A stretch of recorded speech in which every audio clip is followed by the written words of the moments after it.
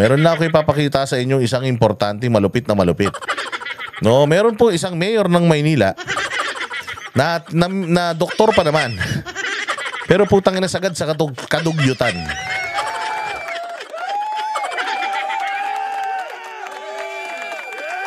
Mayor pa naman sagad sa kadugyutan. Ano pa naman, doktor pa naman sagad sa kadugyutan. Itong mayora na ito, mantakin mo binigyan ng pagkakataon. Ang tatay nito napakagaling. Nuknukan ng galing ang tatay nito. Oo. Pero dahil sa lakas ng mga nakakalaban niya sa pagka-mayor sa Maynila, hindi siya manalo-nalo. Bukod tangi ito sa mga lakuna ang nanalo. Bakit? Dahil ikinandidato ni Isko Moreno. Inakay ni Isko Moreno ito. Dinala ni Isko Moreno ito. Noong vice mayor ni Isko Moreno ito, inakay niya ito sa lahat ng mga proyekto, sa lahat ng mga kilos, sa lahat ng mga gawa. Kasama niya ito para may sana man lang may matutunan. Anak ng tinapay, pumuti na lahat ang buhok, wala man natutunan. Lahat ng ginawa ni Isko Moreno, putang ina, binalik niya sa wala. Ito ang babaeng version ni Bongbong Marcos. Ito ang babaeng version ni Bongbong Marcos. Utragis yan. Binaboy ang Maynila. Katulad ng Pilipinas ngayon. Pinaganda ni PRD. Pero binaboy lang ni Bongbong. Ito rin, ganun. 3 taon. Mantakin mo, record-breaking yun, mga bossing. 3 years. Sa 3 taon na yun, mga boss. Imaginein mo. Nagawa ni Isko lahat. Nagkaroon siya ng mga condominium, ng mga Baseco housing. Napalinis niya ang Binondo, napalinis niya ang Divisoria. Nawala yung mga sidewalk, nakakadaan na ng maayos yung mga sasakyan. Luminis diyan sa Recto, maliwanag. Kahit anong oras, malinis, maliwanag. Nagkaroon ng pandemic, anong ginawa? Nagpatayo ng ospital. Pina-aircon yung mga eskwelahan, public school. Saan ka makakita public school aircon? Saan ka pa? Tapos bukod doon, mga bossing, yung Manila Zoo. Talagang nilinis niya kahit walang hayop. Hindi, sige, pagandahin natin yan. Maraming hayop dito sa Maynila. So pinaganda niya and so on and so forth. Sinuportahan niya yung Dolomite Beach at sa tuwing nagkakaroon ng problema pag dumi doon sa Dolomite Beach dahil sa bagyo, minintain yan ng city government ng Manila.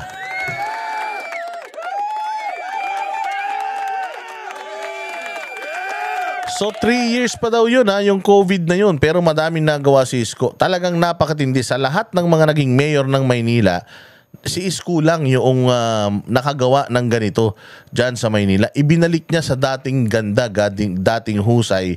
Old glory days, ika nga itong Maynila. Pak. Ito rin na first time in history ng politika sa buong Pilipinas na yung buong slate ng Bilis Kilos, Aksyon Demokratiko, lahat ng distrito, landslide yung lahat ng konsehal, lahat ng congressman ng Aksyon Demokratiko or Bilis Kilos ni Isko Moreno noon. Yan sila Chua, si Chua, si Abante, lahat yan, mga produkto ni Isko Moreno yan. Nanalo ang mga yan sa Maynila dahil inendorso ni Isko Moreno. Bukod tangi ang Maynila, ang bumoto, united. Lahat ng ticket ni Isko Moreno from District 1 to the last district, mula konsehal hanggang congressman, buong ticket ni Isko, walang natalo kahit isa. Siya lang ang natalo. Si Isko lang ang natalo. Pero okay lang. Sabi ni Isko, okay lang na natalo akong pagka-presidente. Basta ang importante yung Maynila, naiwan ko sa magandang grupo. Putang ina niyan. Nagkamali si Isko. Pucha yan. Naibigay pala niya yung Maynila sa evil step-sister niya. At itago natin siya sa panganang si Honey. Honey. So tingnan ninyo itong balita na ito, mga bossing, at talaga naman mawiwindang kayo. Ito ba ang itsura ng isang lungsod na doktor pa naman din yung so supposedly doktor ka, dapat maselang ka sa mga baho, maselang ka sa dumi, pero tingnan mo nangyari sa Maynila. na matutukan po ang panandaliang problemang ito. Manila's garbage crisis is the defining failure of the Lacuna administration. Ay, grabe. Defining failure of the Lacuna administration. Nako po.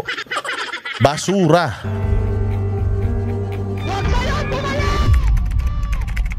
Ayun o, sigaw-sigaw pa siya. Huwag ka nang bumalik. Putang ina, ayaw niyang pabalikin si Isko. Paano? Gusto niya yung Maynila, malunod sa basura. Yes! Hindi natin may pagkakaila na dumadami ang basura kapag Christmas and New Year season. But Mayora, this is not unprecedented.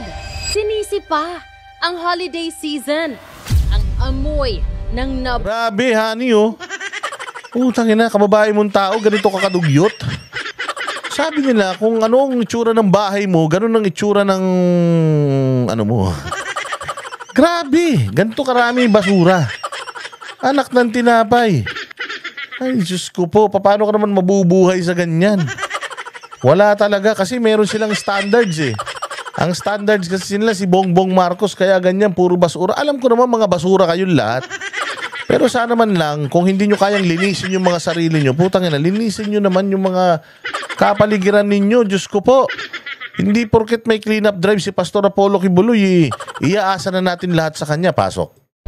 Bulok na basura na nanunuot sa hangin is a suffocating reminder ng lumalalang sanitation crisis ng lungsod. Sa ilalim ni dating Mayor Isko, may regular garbage collection. Ang ganda oh, putang ina niyan. Kita mo kung gaano kaganda yung Maynila noong panahon ni Isko, partida. Sarado pa masyado ang ekonomiya nito dahil kasalukuyang nagkakaroon ng pandemya. Alam mo, minsan naisip ko rin kung si Isko Moreno, hindi tumakbong presidente, nanalo siya for the second time, taas ngayon pangatlong term. Palagay ko itong itong Maynila na to, ay nanto baka baka puro naka-tiles na yung mga kalsada dyan. Kita mo yung diferensya. Alam nyo, ito yung diferensya kapag kayong leader galing sa saan? Galing sa hirap. Si Isko, galing yun sa hirap, galing siya sa pagbabasura. Pinaunlad niya sarili niya. At ginapang niya yung sarili niya hanggang sa maging opisyal siya ng Maynila. At nung naging opisyal siya ng Maynila, wala siyang sinayang na pagkakataon. 25 years na nanungkulan yan sa syudad ng Maynila. Mula mo konsihal hanggang sa naging vice mayor yan. At naging mayor. Talaga naman, grabe, ibinuhos na niya ng kanyang lakas sa Maynila. Lahat ng hindi nagawa ng mga malalakas na predecessors niya, yung mga malalakas na mga mayors before him, ay napakalupit na ginampanan niya ng bonggang-bonggang-bongga. Kasi nga, ang sinunod niyang leadership, Duterte. Kaya yan yung lagi natin sinasabi, mga bossing. Yan yung lagi natin sinasabi. Hindi lahat ng mga artista, ng mga politiko, mahina. Marami dyan magagaling talaga. Oo, maniwala kayo. Marami dyan. So dahil naramdaman ni Isko ang hirap ng buhay, dahil naramdaman ni Isko ang hirap ng walang bahay, naramdaman ni Isko ang hirap ng walang paaralan na maayos, walang maayos na pagkain, dahil naranasan niya yun yung inuna niya nung siya'y naging mayor. Inayos niya lahat, mga bossing, para yung mga tao, kahit hindi man niya mapaunlad ang buhay, at least man lang yung experience, yung antas ng pamumuhay, maiangat man lang niya. At nagawa niya yun sa loob ng 3 taon. At yung formula na yun, ipinasa niya yun sa bagong administrasyon. Anak ng tinapay. Yung bagong administrasyon, sabi ko nga, kahit gaano kagaling yung presidenteng nauna, kung tatanga-tanga yung susunod, walang mangyayari talaga. O, nangyayari yan, ang Maynila ay Little Philippines. Oh, pag naging mayor ka ng Maynila, para kang naging presidente ng Pilipinas. Ganon katindi dahil lahat ng mga importanteng ahensya ng gobyerno nandirito.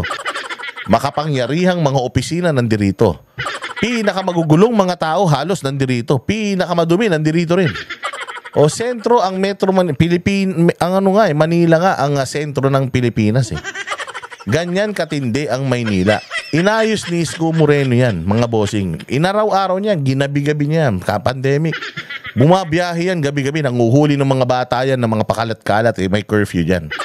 Ganong katindi yan. Ginawa ba yun nila Kuna for the past 3 years? Tapos sisigaw-sigaw ka, hindi ka na makakabalik.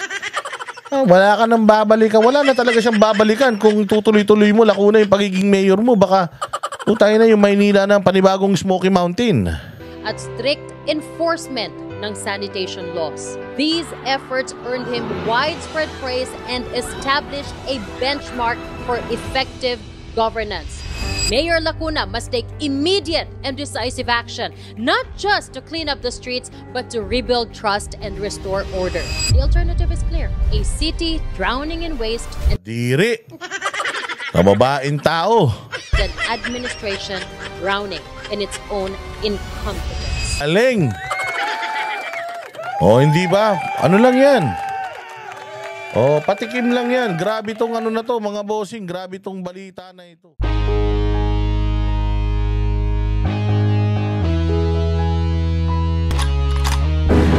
Yan ang Banateros, walang inuurungan. Pag tama palakpakan, pag mali ay babanatan. Yan ang Banateros, boses ng ordinaryong Pilipino.